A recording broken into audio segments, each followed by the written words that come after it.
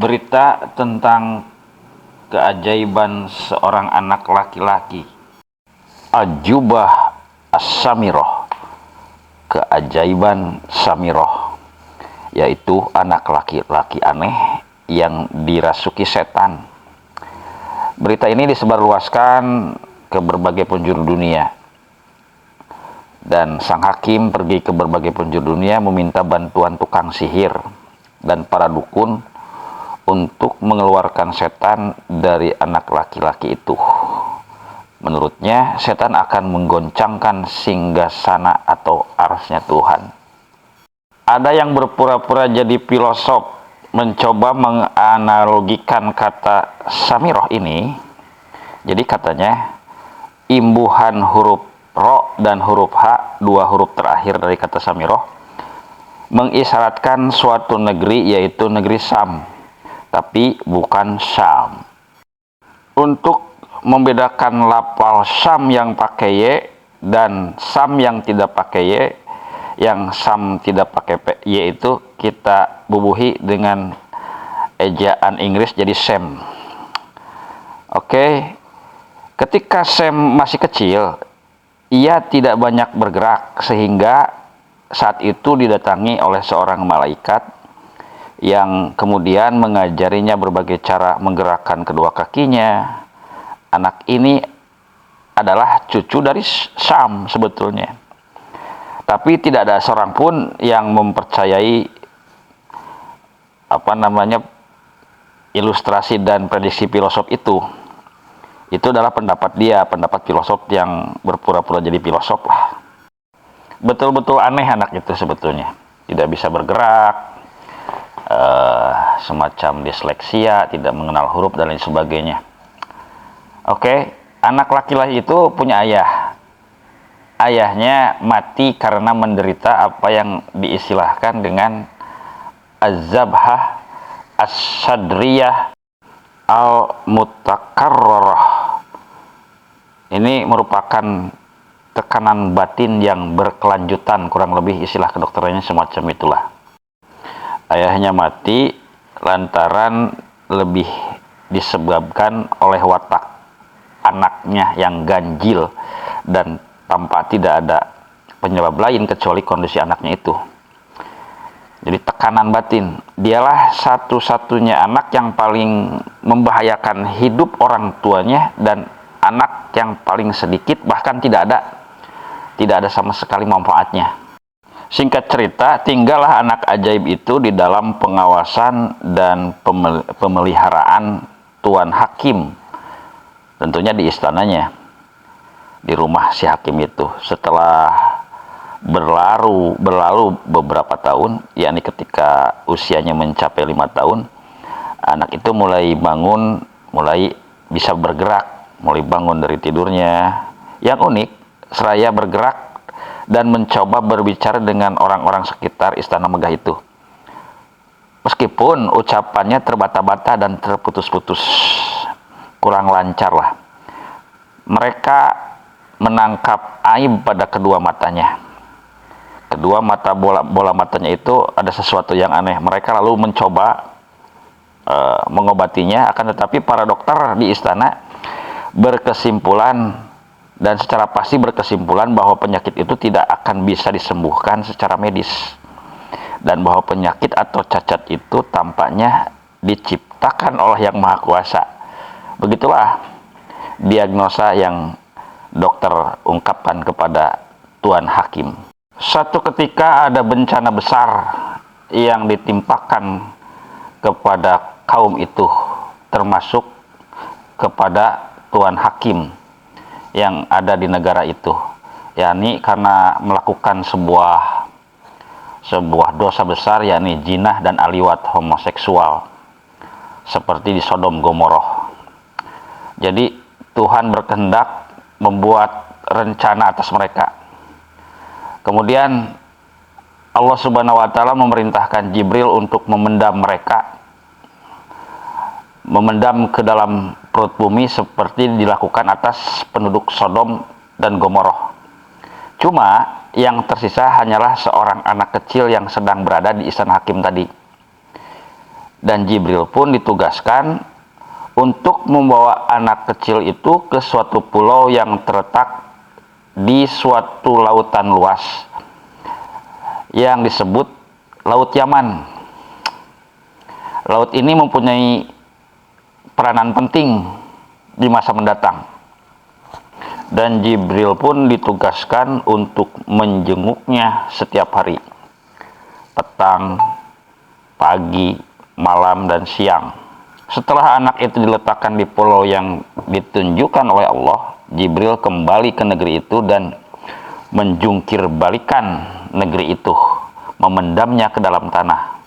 Dan setelah selesai melaksanakan tugasnya, Jibril pun kembali ke pulau itu dengan membawa makanan yang tentunya merupakan rezeki dari Allah, dan demi melaksanakan perintahnya tanpa batas, tanpa pertanyaan, dan tanpa permohonan penjelasan.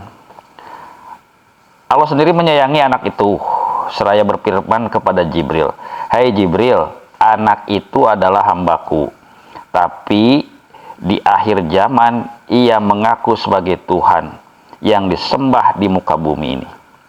Aku akan mengutus orang yang akan menyiksanya dengan siksaan yang pedih, dan akan membunuhnya pada suatu saat tertentu yang tidak akan diingkari oleh hambaku.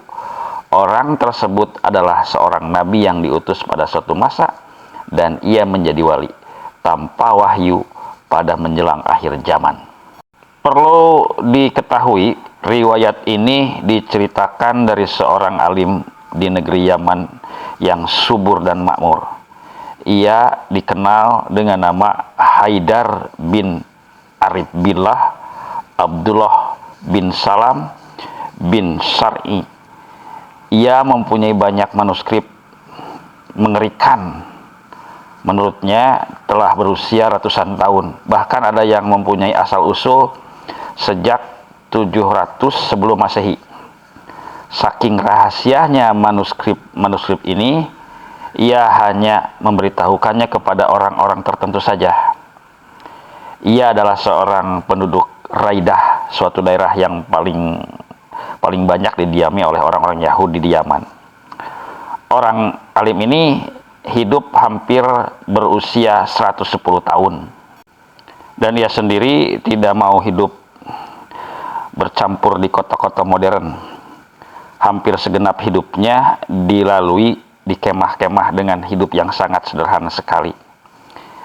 Dengan catatan bahwa dia punya 4 istri.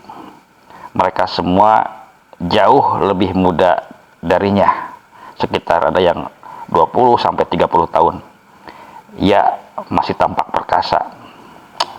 Sedikit menyimpang ketika ditanya apa rahasianya bisa hidup panjang umur serta perkasa semacam itu, gagah perkasa.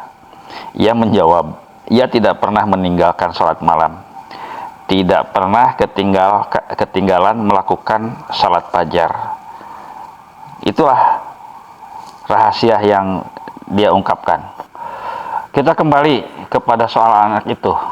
Pulau yang didiami oleh anak itu dikenal dengan nama Jazirah As-Su'ban wa Ad-Dabbah Al-Halba, yang bisa diartikan, diinterpretasikan pulau ular yang mengerikan dan hewan berbulu tebal.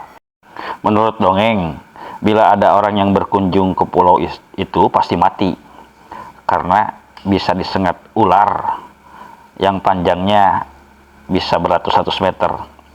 Sementara hewan yang berbulu tebal itu mempunyai lidah yang dapat berbicara berbagai bahasa di seluruh dunia ini. Bukan saja 1-2 bahasa, tapi mampu berbicara dengan berbagai bahasa. Pulau itu sebetulnya pulau kecil, bagaikan kumpulan bebatuan yang membentuk suatu petak bumi yang penuh dengan berbagai mata air tawar dan segar, serta dikelilingi pepohonan rindang yang saling jalin-menjalin. Pulau itu dipenuhi dengan sumber-sumber kebaikan baik berupa bunga-bungaan, tumbuh-tumbuhan maupun pohon-pohon apel berwarna kuning, berbentuk aneh seperti kepala jin yang tampak indah dan tersusun rapi, dan tidak seperti kepala setan berbentuk jelek dan berwajah buruk. Iklim pulau itu pun selamanya sejuk dan sering turun hujan. Seperti yang sudah diperintahkan Allah, mulailah Jibril pergi siang dan malam, pagi dan sore mengunjungi anak ajaib itu. Meskipun ia tidak mengetahui hakikat Jibril, hal itu disebabkan karena si anak itu sebagai manusia biasa, ia tidak siap melihat Jibril sebagai salah satu malaikat, apalagi kalau melihat Jibril dalam bentuk aslinya, kecuali dengan izin dan perkenan Allah baru bisa. Pada suatu hari ketika umur anak itu telah mencapai 8 tahun, mulailah kedua matanya terbuka. Mulai terbuka diiringi dengan kesadaran hatinya. Udah mulai. Sesudah itu ia tidak lagi banyak tidur. Emang selama ini kerjaannya makan, tidur, makan, tidur. Ia hanya tidur sebentar saja. Mulanya setiap kali ia bangun, ia mendapatkan makanan dan minuman segar. Jadi tiba-tiba ada makanan di sisinya, sehingga ia bisa dengan mudah makan dan minum. Lalu tidur lagi, makan, tidur, gitu aja kerjaannya. Dan mulailah saat cerita ini diceritakan, ia seakan-akan sudah mampu berdiri, sekarang sudah bergerak, sadar, serta dan mampu berpikir. Bahkan ia dapat memancing ikan dengan petunjuk bisikan suara yang terdengar jelas setiap kali ada bisikan di telinganya, serta dapat memahami maksud bisikan itu seperti seruan naluri yang berseru, lakukanlah begini supaya kamu menjadi begini, lakukanlah begitu. Dan itu adalah suara Jibril. Tak pelak lagi, ia bisa menjalani kehidupan primitif di pulau itu sangat menyenangkan, seolah-olah cerita Robinson Crusoe dalam petualangannya. Bahkan boleh jadi pengarang novel Robin Crusoe itu memperoleh inspirasi cerita dan kisahnya itu sebagai warisan, atau mungkin menjiplak literatur orang Arab gitu. Mulailah sang anak ajaib itu berjalan-jalan melancong di sekitaran pulau yang didiaminya itu. Ya, meskipun diliputi rasa kagum dan terasing disertai rasa khawatir, ia selalu waspada. Ia mencoba memberanikan diri dan maju terus pantang mundur. Ia berjalan sambil sembunyi-sembunyi.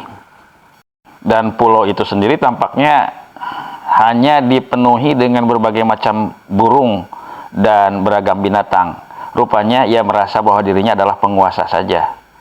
Tak ada satu binatang buas dan jahat pun di pulau itu selain beberapa ular yang merayap di lautan. Bahkan pada suatu hari dalam perjalanannya, ia dikejutkan oleh seekor binatang yang sangat besar, berbulu sangat lebat dan tebal, serta mempunyai 2 mata menonjol seperti sapi.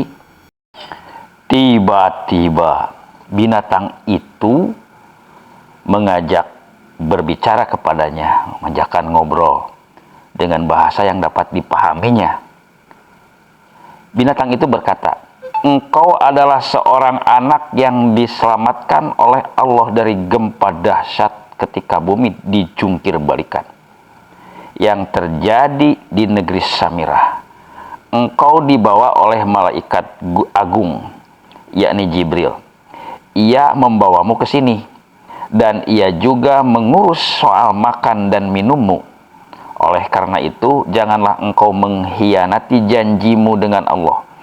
Sebab pada hati setiap anak Adam telah tertanam ketundukan kepada Allah dan keimanannya kepadanya selama ia masih berada dalam fitrah kesuciannya. Karena itu, engkau sendiri mesti menjadi muslim dan mukmin yang yakin dan taat kepada Tuhan pencipta alam ini. Dialah Tuhan yang Maha Esa." Kemudian binatang itu memberikan isyarat kepadanya agar mengikutinya. ke sebuah panel batu. Di situ tertera tulisan dalam bahasa Arab Fusha Fasih, dan ia pun mengajarinya huruf demi huruf dan ia pun menirukannya. Lalu binatang besar itu memberi isyarat kepada anak itu untuk mengikutinya. Sekali lagi menuju berbagai panel batu. Panel-panel itu bertuliskan kata-kata sebagai berikut. Yang pertama, la ilaha illallah. Tiada Tuhan selain Allah. Kedua, Allahu wahid la syarikalahu. Allah Maha Esa, tidak ada sekutu baginya. Ketiga, engkau diurus oleh Jibril. Karena itu janganlah kamu mengkhianati janjimu dengan Allah. Keempat, hanya engkau saja di pulau ini. Kelima, makanlah dan nikmatilah makanan dari rezeki Allah ini sesuai dengan kehendakmu. Tidurlah sesukamu, sembahlah Allah dalam berbagai keadaanmu dengan tasbih-tasbih keesaan kepadanya, yakni salat yang diwajibkan kepadamu. Allah lah Sang Raja, Allah lah Maha Esa. Dia tidak berayah dan dia tidak pula mempunyai anak. Allah lah Tuhan yang Maha Besar, Allah lah yang Maha Agung, dan Allah lah yang Maha Raja. Keenam, jadilah engkau anak masa kini, wahai anak kecil. Janganlah engkau menjadi anak masa lalu di pulau ini pada zaman apapun. Ketujuh, tidak ada kitab bagimu kecuali apa yang dibawa kepadamu oleh seorang nabi terakhir, Nabi Muhammad SAW. Jika engkau mengimaninya, maka engkau adalah manusia masa depan yang beriman dan mempunyai keyakinan kepada Allah. Tetapi jika engkau mengingkarinya, maka engkau adalah manusia masa depan yang dijanjikan akan mendapatkan siksaan Allah Subhanahu wa Ta'ala. Sesungguhnya engkau berada di antara dua nabi yang berserah diri kepada Allah, dan sebenarnya semua nabi berserah diri kepada Allah. Jika engkau beriman dan yakin kepada apa yang kami imani dan yakini, maka Allah akan mempermudahkanmu untuk mengimani penutup para nabi terdahulu dan pengganti nabi yang telah wafat. Ia bernama Muhammad Al-Amin. Tapi jika engkau mendustakan nabi yang mendahului Muhammad, maka Allah akan menutup hatimu dengan tabir hitam, yakni tabir ra'in. Hatimu menjadi hitam, terkena sedikit warna putih, dan akan selalu condong kepada kejelekan, bagaikan kendi yang penuh dengan lumpur di atas cermin terang. Ar-ra'ain itu maksudnya hijab hati yang termaktub di surat Al-Mutaffifin ayat 14. A'udzubillahi minasyaitonirrajim. Kalla bal rona ala qulubihim ma kanu yaksibun. Ar-ra'in itu sendiri adalah hijab hati, adalah semacam siksaan Allah pada hati anak Adam jika ia berpaling dari Tuhan yang telah menciptakan dirinya, lupa akan Tuhan. Ia adalah hijab hati yang menghalangi manusia dari Tuhannya di dunia ini. Sesudah itu masih ada lagi hijab yang lebih besar, yakni hijab hari kiamat. Di ayat ke-15-nya langsung artinya, sekali-kali tidak, sesungguhnya mereka pada hari itu benar-benar terhalang dari Tuhannya. Jadi ar-ra'in itu adalah siksaan dengan tabir yang paling pedih dan berat. Kita coba menelusuri pendapat Imam Ibnu Qayyim al-Jauzi dengan penjelasan yang sangat bagus tentang mereka yang mempunyai sifat ra'in itu. Beliau mengatakan dosa-dosa mereka telah menghalangi mereka dalam menempuh jarak perjalanan antara diri mereka dengan hati mereka. Bukan dengan Allah, dengan hatinya saja udah berjarak. Jika tidak ada tabir itu, mereka akan sampai pada hatinya sehingga menemukan apa yang bisa memperbaiki dan mensucikannya, serta menemukan apa yang bisa merusak dan menyengsarakannya.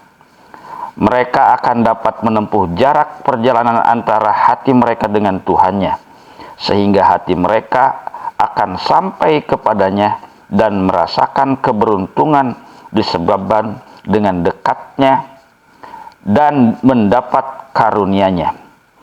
Jiwanya menjadi senang, bagaimanapun dosa itu akan menjadi tabir bagi mereka yang menghalangi hubungan harmonis dengan hati mereka. Selain menjadi tembok penghalang di antara mereka dengan Tuhannya yang menciptakan mereka dengan segala anggota badan dan alat-alat perlengkapan tubuhnya. Bisa dirujuk di kitab Ad-Da'wa wa Ad-Dawa di halaman 176 Al-Madani Mesir. Adapun yang dimaksud dengan kendi penuh dengan lumpur di atas cermin terang, Hudzaifah bin Al-Yaman berkata, Rasulullah Shallallahu Alaihi Wasallam bersabda, fitnah, ini dalam kurung ya, fitnah atau dosa, fitnah itu akan diperlihatkan kepada hati seperti tikar menimbulkan bekas pada orang-orang yang menidurinya. Hati manapun yang mendapatkannya akan tercoreng dengan titik noda hitam. Hati siapapun yang mengingkarinya akan tertulis padanya titik putih. Sehingga hati itu kembali kepada salah satu dari dua macam hati, yakni yang pertama, mengenal kebaikan dan tidak mengingkari keburukan, kecuali hanya menyerap hawa nafsunya. Kedua, hati putih yang tidak akan pernah terganggu oleh fitnah apapun selama masih tegak langit dan bumi.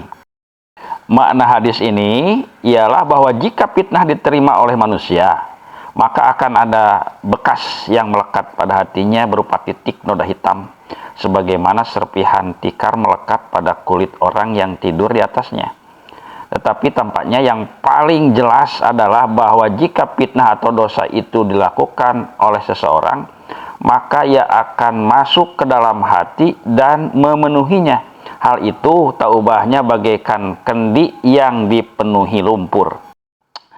Sementara menurut Qadi atau yang disebut Abu Bakar al-Bakhilani, dalam ungkapan tersebut, hati yang tidak menerima kebaikan dan hikmah bagaikan cangkir yang miring, bahkan terbalik, sehingga tidak dapat dituangkan air. Pengarang At-Tahrir ini berkata, maka hadis itu adalah bahwa jika seseorang mengikuti hawa nafsu dan berani melakukan banyak dosa atau kemaksiatan, maka hatinya akan dipenuhi kegelapan. Jika hal itu benar-benar terjadi, maka ia terkena fitnah dan hilanglah cahaya Islam dari dirinya. Hati itu bagaikan al-kuj, cangkir maksudnya. Jika terbalik, maka segala isinya akan tertumpah ruah dan tak ada air yang tersisa. Bisa dilihat di Syarah Sahih Muslim karya Imam An-Nawawi. Wallahu a'lam bissawab.